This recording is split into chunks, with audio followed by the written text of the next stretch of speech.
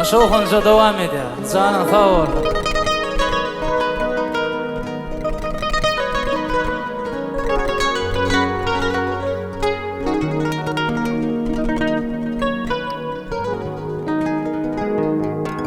Sataşar yol boyundan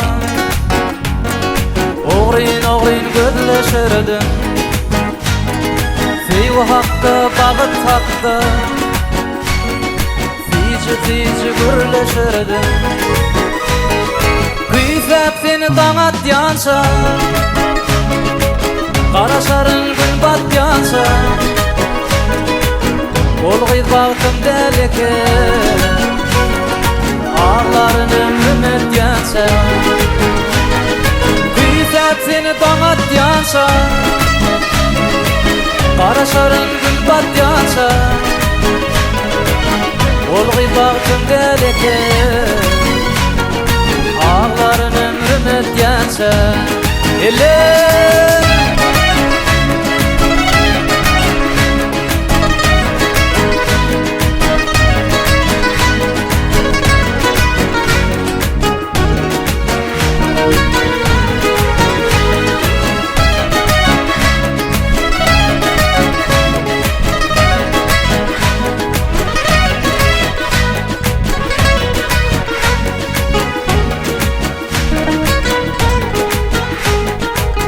Arzu edip sen hakkını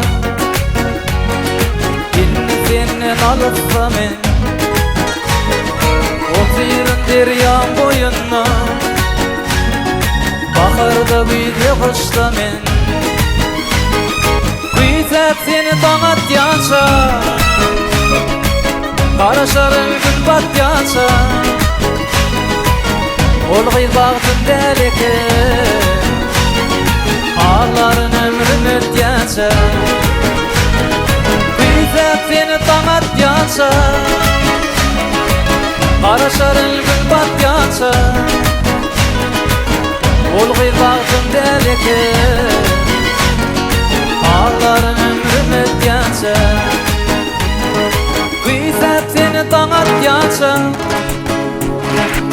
Karaşarın gün bat yansa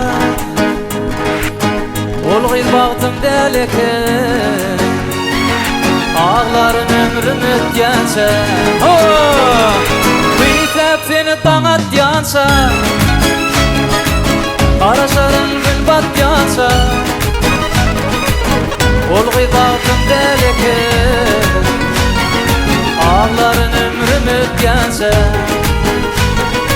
Olği bağıtım delike Ağların ömrümüt yansa Olği bağıtım delike Ağların ömrümüt yansa Sana sağ ol.